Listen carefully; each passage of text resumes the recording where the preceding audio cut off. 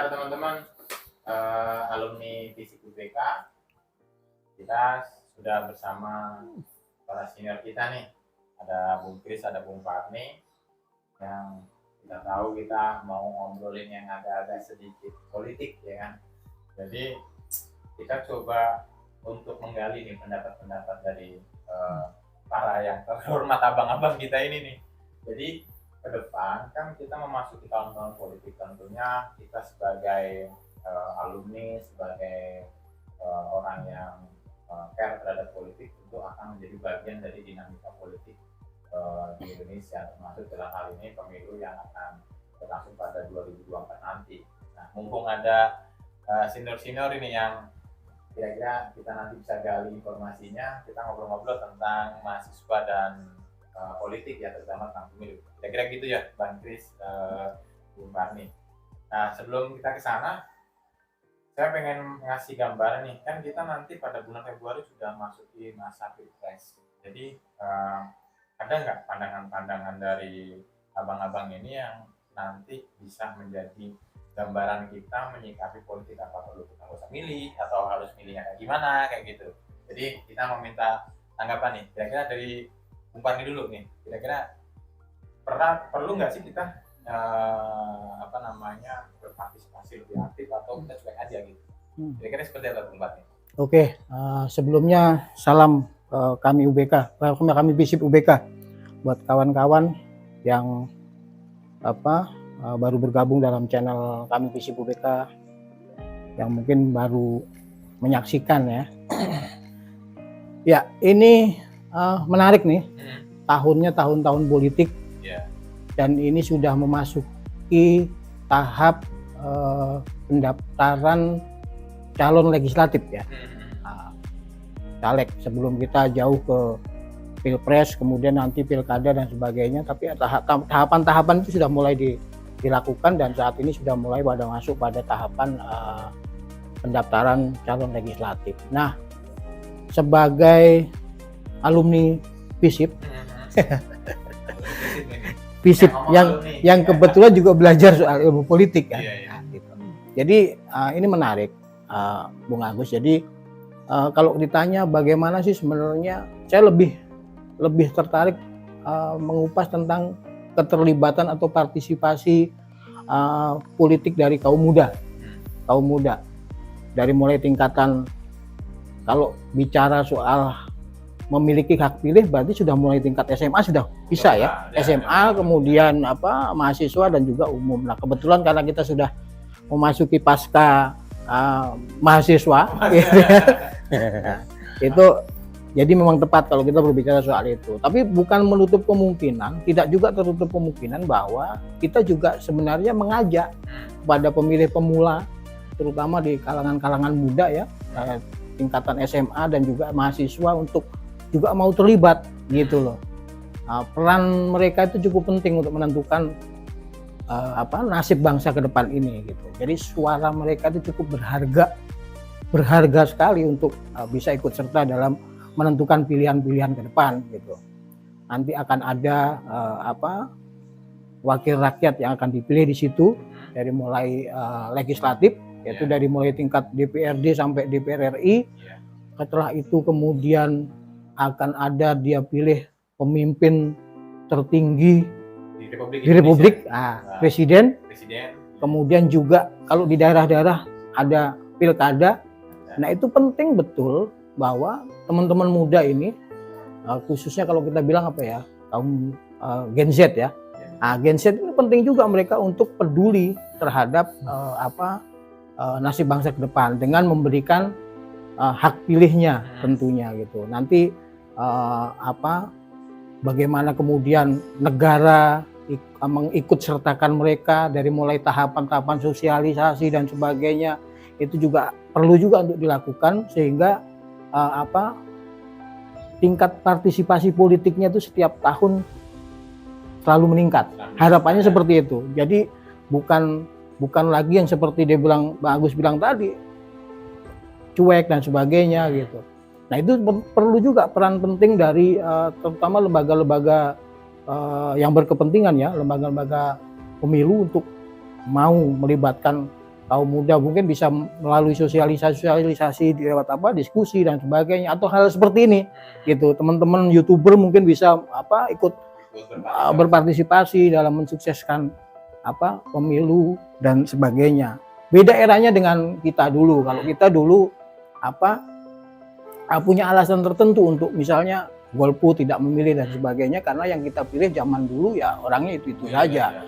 Kemudian ordenya juga masih orde baru, orde lama dan sebagainya yang notabene punya track record buruk terhadap sejarah Republik ini, sehingga kaum mudanya cukup apolitis terhadap itu. Nah, sekarang eranya berbeda. Pembangunan di setiap tingkatan, dari mulai tingkat bawah sampai tingkat atas, dari mulai pembangunan manusia sampai pembangunan infrastrukturnya semua sudah baik. Semua berjalan cukup baik.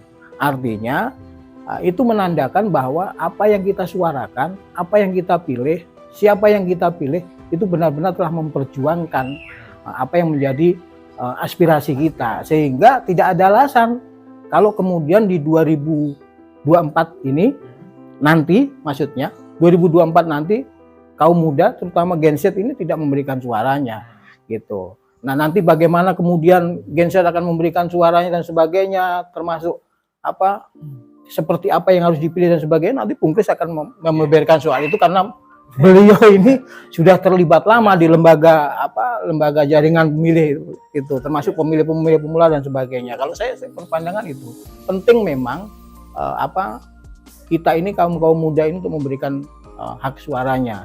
Jangan golput lah, ya kan? Jangan apolitis juga lah.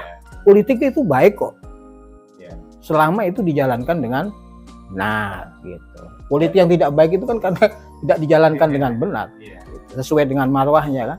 Gitu. Jadi mumpung di sini juga ada ketua umum FISIP UBK. Kami FISIP UBK, maaf.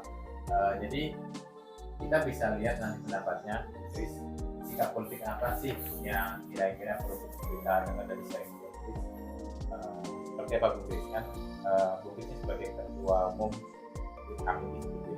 Jadi kira-kira para alumni yang di luar ini kira-kira harus ada bersikap seperti apa. Ini kan saatnya kita mengaplikasikan teori-teori atau hasil-hasil yang saja ke dunia real. Kira-kira mereka partisipasinya atau bentuk sumbangsihnya mereka terhadap negara ini seperti apa, terutama kalangan alumni dari Fakultas FISIP. Jadi kita kira-kira mohon bisa disampaikan ke teman-teman, sharing-sharing kita ini bisa menjadi pemikiran mereka, teman-teman yang ada di luar sana, biar bisa turut membangun Indonesia ke depan lebih baik lagi, terutama di melalui pemilu 2024. Silakan Bu. Ya, yang pertama ya Pak Bung Agus, yang saya mau garis bawahin yang tadi pernyataan dari Bung Parni tadi, kalau politik itu emang pasti mau nggak mau apapun kita, dimanapun kita, sebagai berkarya atau sebagai bekerja sebagai apapun, sebagai rakyat ya, itu pasti akan berefek atau mempunyai dampak dari politik. Jadi penting kita ikut serta dalam kegiatan politik ini. Kegiatan politik itu seperti ya pemilu inilah ya, kegiatan politik seperti pemilu ini sangat berdampak. Jadi emang politik itu kan, saya pernah sebutkan juga di podcast sebelumnya, politik itu sebenarnya baik. Politik itu bagus untuk kebijakan publik, sebagai seni untuk bagaimana kita mensejahterakan rakyat. Waktu itu ucapannya Hannah Arendt ya, filosof politik wanita dari Jerman, Hannah Arendt, yang nyatakan kalau politik itu sebenarnya bagus seperti seni untuk kebaikan rakyat. Gimana kita mengabadikan hidup untuk kebaikan rakyatnya. Jadi begitu. Jadi kita pun sebenarnya harus berpartisipasi, dan karena politik itu sebenarnya bagus, baik, kita semua harus berpartisipasi karena itu menyangkut kehidupan kita dalam masyarakat. Nah, terkait dengan pemilu di Indonesia, nah mungkin saya mungkin ada teman-teman yang belum tahu ya, mungkin saya bisa informasikan sedikit bahwa emang tahapan-tahapannya tuh sekarang sedang pendaftaran caleg, sedang proses untuk daftar calon legislatif sementara, dan juga sementara tuh untuk DPR dan DPD ya Pak. Lalu nanti kita akan lanjut, nanti pokoknya singkatnya ya sampai di bulan November, tanggal 25 November itu pendaftaran akhir untuk Pilpres, dan nanti untuk caleg akan muncul daftar caleg tetap namanya. Nah, di situ baru masuk tahapan yang namanya kampanye. Nah, kampanyenya sekarang ini memang agak lebih singkat nih dibanding yang tahun 2019. Kalau 2019 itu kan sekitar 6 bulan. Kalau sekarang tuh 3 bulan kurang. Mungkin 2 bulan setengah, karena pemilunya itu akan dilakukan tanggal 14 Februari. Nah, siapa aja yang akan dipilih? Itu nanti calon presiden, lalu calon anggota legislatif. Kalau di luar Jakarta itu berarti kita memilih yang provinsi dan yang kabupaten kota ya. Kabupaten kota. Lalu juga anggota DPD, Dewan Perwakilan Daerah. Jadi ada coblos 4 surat suara ya. 4 surat suara. Kalau di Jakarta itu hanya 3. Nah, yang saya ini ya, saya mungkin yang seperti tadi Pak Bung Parni infokan, saya ini emang pernah kerja sebagai di pendidikan pemilih, di LSM pendidikan pemilih, namanya JPPR, Jaringan Pendidikan Pemilih untuk Rakyat. Ya, pengalaman juga ya. Nah, bagi saya itu dulu relawan, kan kita ada relawan juga, itu relawannya itu mahasiswa-mahasiswa. Nah, kalau bagi saya, kalau untuk tingkatan mahasiswa itu penting bukan hanya kita karena pentingnya politik ini ya, kita penting bukan hanya sebagai pemilih pasif, tapi pemilih aktif. Pemilih aktif itu maksudnya kita juga melakukan pendidikan pemilih untuk rakyat. Karena kita punya kewajiban lah ya sebagai mahasiswa, kita punya tanggung jawab intelektual istilahnya itu ya. Tanggung jawab intelektual, kita juga harus melakukan sosialisasi kepada rakyat. Jadi ini kan memang terbatas nih Pak ya. Tadi seperti saya bilang tadi, kampanye hanya 3 bulan. Sementara calon tuh banyak. Ya kita jangan bicara soal pemilihan presiden lah ya. Presiden itu penting, tapi kita juga harus tahu kalau legislatif itu penting juga, sangat penting menentukan kebijakan. Jadi nggak hanya presiden aja. Kalau presiden mungkin yang dari kita sekarang ya mungkin kemungkinan ada 3 ya. Kemungkinan ada 3, tapi legislatif itu penting juga, DPR dan DPD. Itu calonnya banyak sekali tuh. Itu ada ya ribuan lah ya. Ribuan, karena maksimal satu partai itu kalau nggak salah sekitar 560 ya umatnya ya. 560 untuk satu partai. Jadi sekarang itu ada 18 ya. 18 partai. Ada kali 560. Berarti kan ada puluhan ribu calon legislatif. Nah, itu bagaimana memilihnya, kadang-kadang emang rakyat, kalau kita, dari pengalaman saya ya, rakyat tuh hanya akhirnya yang terkenal aja tuh. Yang dikenal-kenal. Nggak kenal, atau kalau misalnya nggak ada yang dikenal pun ya udah akhirnya asal milih aja, misalnya milih partainya atau sekedar memilih aja lah, ya, tebak-tebakan aja. Tebak-tebakan apa namanya ya, pokoknya iya yang dia kira-kira lihat namanya atau mukanya agak cakep, agak cantikan sedikit, agak beningan sedikit, udah itu aja yang ditusuk. Tapi itu sebenarnya nggak bagus untuk politik Indonesia, nggak bagus untuk masa depan, bagaimana kebijakan politik itu, kebijakan publik itu bisa dihasilkan dengan baik. Jadi masyarakat itu harus diberikan pilihan yang memang ada rekam jejaknya, Pak. Nggak hanya presiden, tapi juga di anggota legislatif. Nah, itu sebenarnya kewajiban dari salah satunya ya dari mahasiswa, dari alumni ya, untuk mensosialisasikan atau memberi pilihan kepada masyarakat agar mengetahui apa namanya itu calon-calonnya, gitu sih, mengenal lebih dekat. Jadi nggak hanya nanti begitu, itu kan akan dibuka tuh.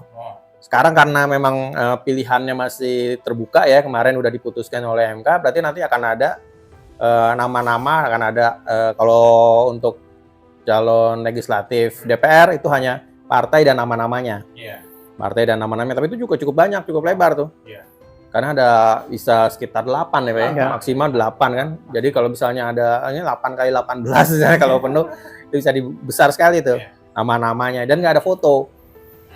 Kalau DPD baru nanti ada fotonya, karena dia kan ada perwakilan, kita nanti milih 1, jadi masing-masing provinsi itu ada 4 untuk anggota DPD yang terpilih nanti.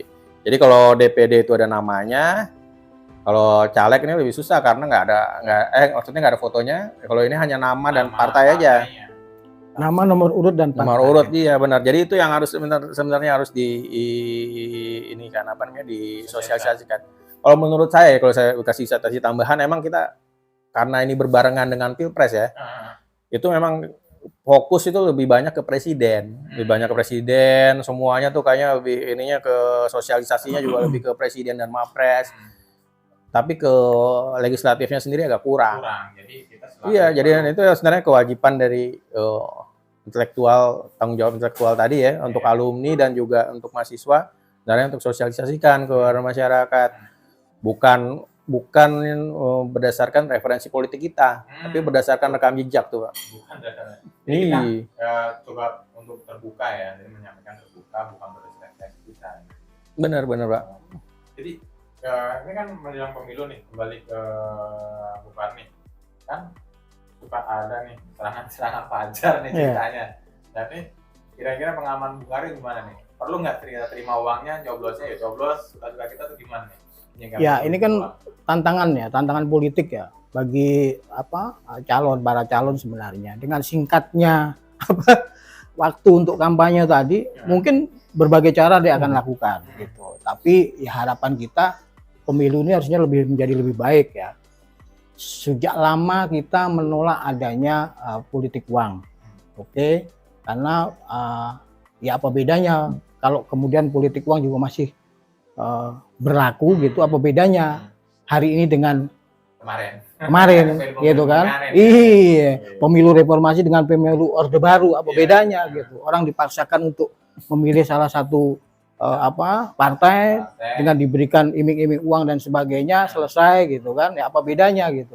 Itulah kemudian yang membuat sikap kita terdahulu itu golput, karena itu selalu kita dipaksakan gitu untuk memilih salah satu partai dan sebagainya gitu dengan iming-iming uang dan sebagainya gitu. Nah, hari ini harapannya kita hal-hal seperti itu harusnya sudah tidak ada lagi gitu. Maka penting tadi kenapa Bung Kris bilang bahwa mahasiswa, kaum muda dan sebagainya itu jadi pemilih, jangan pemilih yang pasif gitu loh. Harus aktif mereka gitu loh.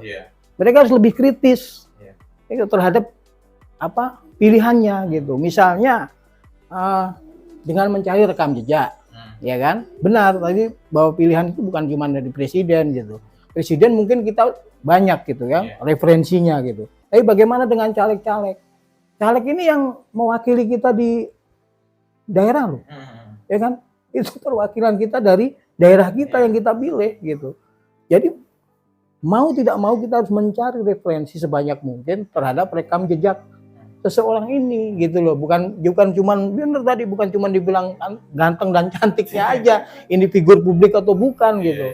Walaupun bukan, misalnya dia seorang aktivis sekalipun, kalau mereka rekam jejaknya bagus, kenapa nggak kita pilih gitu loh. Ya itu memang harus kritis kita terhadap hal itu. Nah, bagaimana dengan politik uang dan sebagainya, saya pikir ya itu sudah bagian dari masa lalu lah, kuno lah itulah gitu, kuno lah itu. Sepinter-pinter mungkin lah dalam waktu 3 bulan masa kampanye itu para calon itu bisa memaksimalkan itu. Banyak cara kok, banyak cara, nggak perlu kita ajarin, mereka lebih pintar dari kita. Karena apa? Karena saya belum pernah punya pengalaman menjadi caleg gitu. Jadi nggak punya ilmu untuk nggak punya ilmu untuk bagaimana mereka bisa berkampanye secara efektif. Tapi gini, ini eranya nih era modern, banyak cara yang mereka bisa gunakan dalam waktu yang singkat itu, misalnya dengan menggunakan sosial media dan sebagainya. Karena kalau pilihan bukan pilihan ya, kalau memang sasaran tembak kita saat ini kan, kita kan bagaimana kemudian keterlibatan dari Gen Z, kemudian kaum milenial untuk ikut berpartisipasi politik ya kan, karena eranya saat ini adalah era sosial media ya kan, dengan Facebook, Instagram, TikTok, apalagi Snack, video dan sebagainya, itu mereka bisa gunakan itu, termasuk bukan cuman para calegnya atau para calon pemimpin kepala daerahnya, bukan, termasuk lembaga-lembaga seperti lembaga KPU, Bawaslu dan sebagainya bisa menggunakan itu sebenarnya untuk memaksimalkan atau meningkatkan partisipasi para pemilih ini gitu, terutama pemilih-pemilih pemula kan. Mereka pasti menggunakan itu. Nah, itu sangat efektif kalau kemudian itu bisa dilakukan gitu loh. Nah, ini kan juga ada nih Bung Kris, saya juga mau minta pendapatnya, kan banyak sekali sosial media. survei inilah tinggi kalau pilpres nih ya, Ya. lebih tinggi di nggak tidak menutup kemungkinan juga caleg juga melakukan survei kan yang mereka publikasi ke masyarakat atau terutama di dapil-dapil mereka, sehingga dia kan ini terlihat bagus, terus di sosial medianya bagus, tapi di sebenarnya bagusnya pendidikan politik seperti apa sih yang perlu kita respon sehingga masyarakat itu dengan mereka menentukan pilihan secara cerdas lah gitu. Nah, peran kita ini bagaimana sih memberikan kayak semacam pendidikan gitu, pemberitahuan bahwa yang survei itu perlu dipercaya atau enggak atau seperti apa? Kira-kira pendapat Bungkis tentang survei itu cara kita menanggapinya bagaimana? Ya, kalau survei itu kan ada metodenya ya. Nah, Dari itu yang bisa kita dari metode itu, dan metode itu harus terbuka sebenarnya. Dari itu, dan surveyor itu juga punya rekam jejak. Jadi kalau saya sih gampang aja sih sebenarnya kalau untuk gimana yang percaya survei itu segala macam ya. Pertama kita lihat metodenya, habis itu kita lihat rekam jejaknya. si yang survei itu. Iya, yang surveyornya ya. Surveyornya ya. Kalau surveyornya. surveyornya itu, jadi kan mereka kan banyak kan surveyor banyak ya. Ah, Ada lebih dari 10 lah ya. Iya. Kalau misalnya kita mau percaya ya pertama metodenya, dan kedua ya rekam jejaknya. Nah itu memang ada kewajiban kaum intelektual juga tuh untuk mensosialisasikannya itu Pak Agus. Nah tapi kalau pertama yang soal surveyor ini juga yang perlu saya garis bawahin itu, surveyor itu sebenarnya nggak pernah muncul tiba-tiba juga. Sama sebenarnya kayak politisi. Yang polisi segala macam. Yang namanya surveyor itu nggak akan muncul pernah tiba-tiba. Jadi kalau yang saya dia musiman segala macam, itu sih udah pasti, menurut saya itu udah pasti nggak valid lah. Nggak valid ya. Yang tiba-tiba dia muncul hanya pas pemilu tiba-tiba muncul lah hasil survei dari sini, kita nggak pernah tahu, tiba-tiba dia muncul. Nah itu pasti hampir bisa saya pastikan itu nggak valid. Jadi yang musiman lah ya, saya bilang ya surveyor musiman. Karena kalau yang surveyor yang profesional ya emang dia ada continue. Itu sih. Sama seperti politisi juga. butuh track record lah. Iya, track record. Kalau yang politisi yang musiman misalnya dia siapa ya, dia walaupun dia terkenal apapun ya, tapi kalau misalnya dia tiba-tiba dia baru muncul, karena politik itu kan ada prosesnya Pak ya. Ada aktivitas ininya, ada aktivitasnya lah ya. Dari awal, dari bawah, habis itu nanti dia ke tingkat menengah, ada kaderisasinya lah ya. Nah kalau yang dia muncul tiba-tiba ya itu pasti saya ragukan. Kalau politisi musiman itu, jadi kalau itu pasti saya ragukan track recordnya ya. Dan pasti kedepannya pun begitu dia masuk ke dalam ya bisa bilang limbah politik lah ya, di DPR atau dimanapun gitu ya, dia pasti nggak akan siap Pak. Oh gitu ya. Dia pasti nggak akan siap dan nggak akan mampu mengikuti proses politik. Akhirnya ya kalau dia nggak pasif, akhirnya ya dia ya hanya mencari kehidupan. Bagaimana dia bisa mendapatkan kehidupan? Ya kasarnya ya dia pasti akhirnya jatuhnya ke jadi korupsi, jadi koruptor gitu sih. Itu sih Pak. Ya. Jadi sebelum kita sudahi, kita coba minta pendapatnya nih teman-teman ya. Kira-kira kan kita mau menghadapi pesta demokrasi yang cukup akbar besar di tahun 2024 ini. Harapan-harapan seperti apa sih dari Bung Kris sama Bung Parni ini untuk pemilu kita ke depan? Monggo, fokus dulu atau Bung Parni, silakan Bung Parni. Ya, harapanku gini ya, proses politik itu terus berjalan, semakin ke depan semakin baik, semakin bagus, dan kemudian juga semakin tertata dengan rapi. Bahwa ada kekurangan atau kekurang sempurnaan itu pasti. Tapi seiring dengan waktu, harapan kita sih itu bisa terus diperbaikin. Iya, terus diperbaikin. Lembaga pemilu misalnya seperti KPU, ya kan, bagaimana dia meningkatkan partisipasi politik, dia tetap banyak merangkul LSM, kemudian lembaga-lembaga pendidikan, misalnya mahasiswa dan sebagainya, mereka juga diajak untuk terlibat seperti itu. Nah kalau saya tidak salah dengar kemarin juga di kampus kita di Universitas Bung Karno pun juga sudah diajak kerjasama dengan KPU, ya kan, dengan Bawaslu gitu kan, untuk terlibat dan aktif menjadi bagian dari pelaksanaan pemilu 2024 ini. Nah itu yang kedua, harapan saya terhadap generasi saat ini ya jangan apolitis, jangan golput, gitu loh. Jangan golput, ikut menentukan sikap politik hari ini, karena sikap politik hari ini menentukan masa depan, gitu kan. Tetap harus ikut, gitu. Yakinlah bahwa hari ini semakin menjadi lebih baik. Beda dengan zaman Orde Lama maupun Orde Baru, tidak ada paksaan untuk memilih dan sebagainya, itu satu kemajuan, gitu. Di era reformasi ini satu kemajuan yang benar-benar memberikan jawaban terhadap pilihan-pilihan kita, gitu. Jadi jangan tidak pernah memilih, pilihlah, gitu.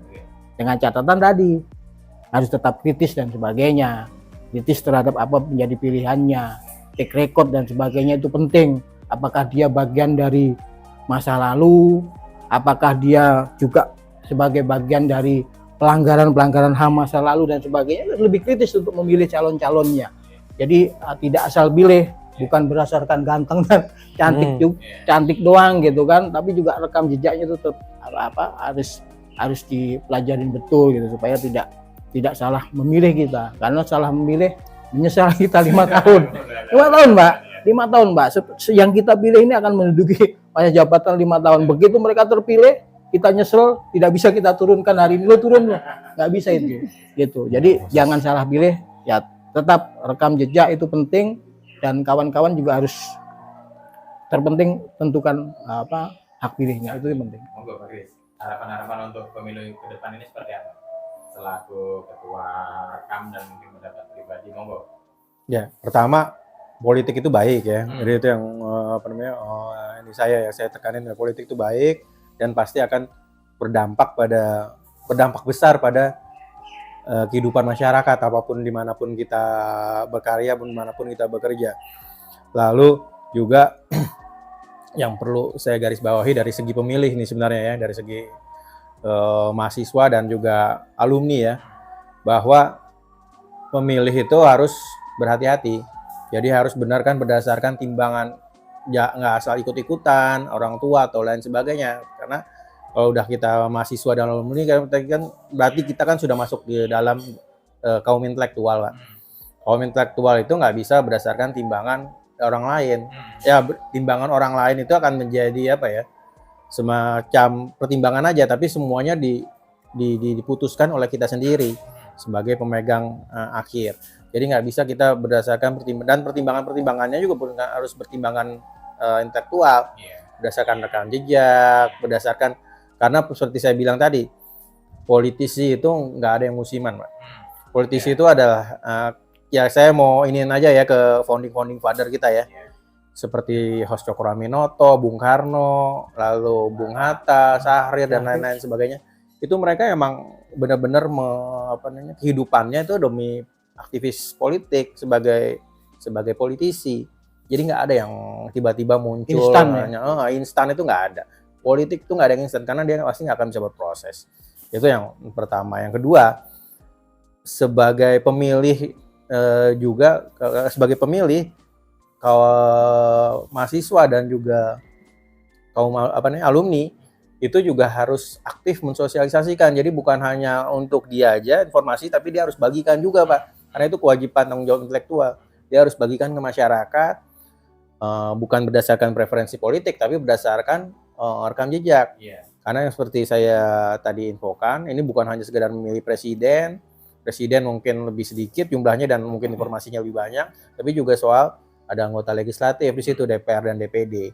Itu penting. Lalu yang ketiga, ini yang terakhir itu ya, mungkin ya pendapat saya soal tentang money politik ya, Pak ya. Kalau money politik ini penting sekali, karena kalau saya nggak sependapat dengan orang yang menyebutkan kita ambil uangnya tapi nanti kita boleh memilih sembarang siapapun. Kalau menurut saya itu nggak bisa dilakukan, karena itu nggak mendidik rakyat. Nggak mendidik rakyat, karena kita harus mendidik rakyat bahwa rakyat itu memang punya juga harga diri. Selain nggak mendidik rakyat, juga nggak mendidik kepada para politisinya.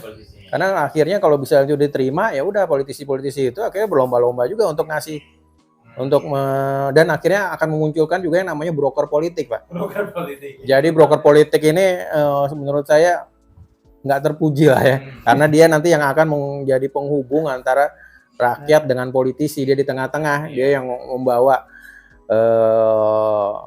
uangnya, membawa ataupun apapun itulah ya. Dan itu dia bisa hidup karena mungkin dia nggak akan sampaikan seluruhnya juga ke masyarakat. Iya. Dipotong di tengah jalan. Iya benar. Nah bagi saya ini ya makanya oleh karena itu sangat merusak. Jadi sistem money politik apapun itu ya. Jadi jangan dididik masyarakat untuk menerima dulu baru nanti. Itu sangat tidak bagus sekali, dan juga masyarakat jadi seperti tidak punya harga diri. Karena bagi saya masyarakat dididik emang harus bahwa pemilihan ini emang menjadi haknya ya, menjadi haknya, dan dia bisa memilih berdasarkan rekam jejak. Itu sih yang penting. Baik, Bung Kris sama Bung Parni, terima kasih banyak waktunya. Teman-teman, kayaknya ini waktu kita untuk ngobrol-ngobrol perlu lebih banyak. Nanti bisa lah kita sering-sering juga ya, bakal di waktu bersama Bung Kris maupun Bung Parni. Jadi untuk obrolan politik kita pada hari ini kita cukupkan. Ya, mudah-mudahan kita bisa bertemu di lain kesempatan. Jangan lupa like, subscribe di channel YouTube ini. Komen jangan lupa. Bahwa ini yang Lengkap lah ya semuanya. Ya, dan Salam kami Visip UBK. Salam kami Visip UBK. Salam Dan kami Visip teman-teman UBK. Yang ada di luar sana sukses selalu dan selalu sehat selalu. Sampai jumpa. Merdeka.